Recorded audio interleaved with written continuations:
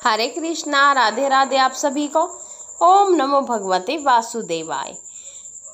भादों के शुक्ल पक्ष की एकादशी का क्या नाम है तथा उसके व्रत का विधान क्या है?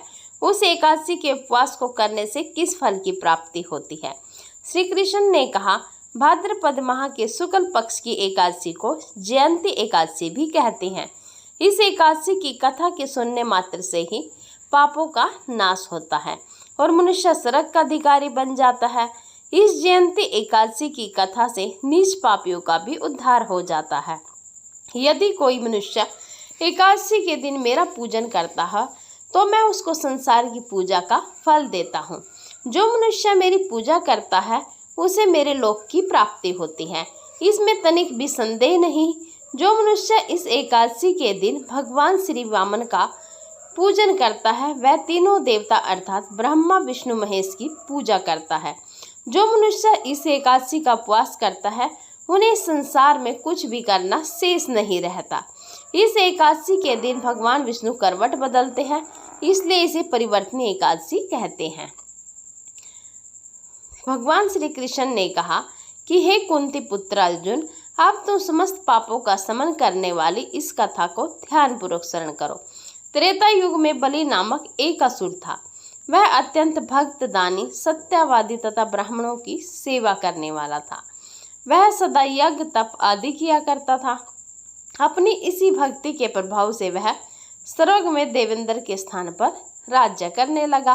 देवराज इंद्र तथा अन्य देवता इस बात को सहन न कर सके और भगवान श्री हरि के पास जाकर प्रार्थना करने लगे। अंत में वे वामन रूप धारण किया और तेजस्वी ब्राह्मण बालक के रूप में राजा बलि पर विजय प्राप्त की। यह सुनकर अर्जुन ने कहा, हे लीलापति, आपने वामन रूप धारण करके उस बलि को किस प्रकार जीता?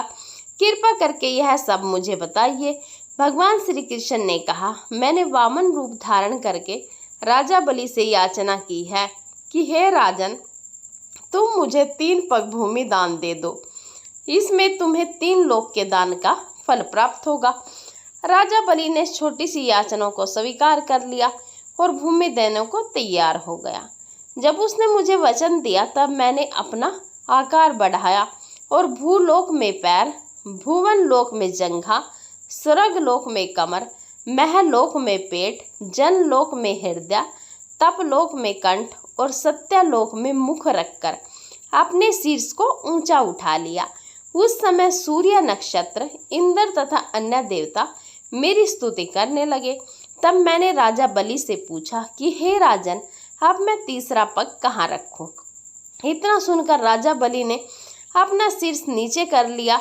तब मैंने अपना तीसरा पग उसके शीर्ष पर रख दिया और इस प्रकार देवताओं के हित के लिए मैंने अपने उस असुर भक्त को पाताल लोक पहुंचा दिया। तब वह मुझसे विनती करने लगा। मैंने उससे कहा कि हे बलि, मैं सदैव तुम्हारे साथ रहूंगा। भादों के शुक्ल पक्ष की परिवर्तनी नामक एकादशी के दिन मेरी एक प्रतिमा राजा बलि के पास रहती है और एक क्षीर सागर में शेष नाग पर शयन करती रहती है। इस एकादशी को विष्णु भगवान सोते हुए करवट बदलते हैं। इस दिन त्रिलोकीनाथ श्री विष्णु भगवान की पूजा की जाती है। इसमें चावल और दही सहित चांदी का दान दिया जाता है। इस दिन रात्रि को जागरण करना चाहिए। इस प्रकार उपवास करने से मनुष्य सभी पापों से मुक्त होकर स्वर्ग लोक को जाता है। जो मनुष्य पापों को नष्ट करने वाली इस एकादशी व्रत की कथा सुनते हैं उन्हें अश्वमेध यज्ञ के फल की प्राप्ति होती है। दान करने के उपरांत मनुष्य को अभिमान नहीं करना चाहिए। राजा बलि ने अभिमान किया और पाताल को चला गया। इससे इस बात का भी पता चलता है कि यदि अति हर कार्य की बुरी होती है। अगर आपको वीडियो अच्छी लगी हो तो प्लीज़ एक लाइक ज़रूर कर दीजिएगा। लेकिन कथा भी समाप्त नहीं हुई है।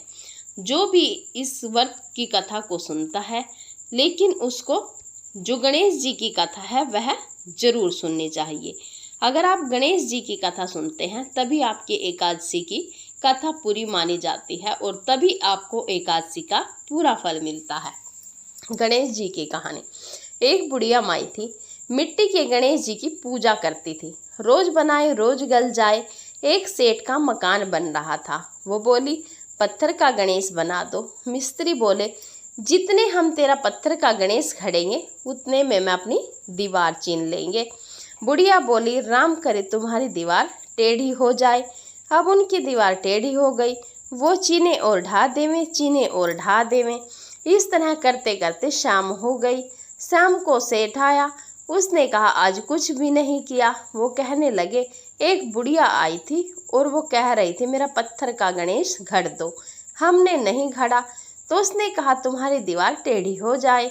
तब से दीवार सीधी ही नहीं बन रही है, बनाते हैं और ढा देते हैं। सेठ ने बुढ़िया बुलवाई। सेठ ने कहा, हम तेरा सोने का गणेश घड़ देंगे, हमारी दीवार सीधी कर दो।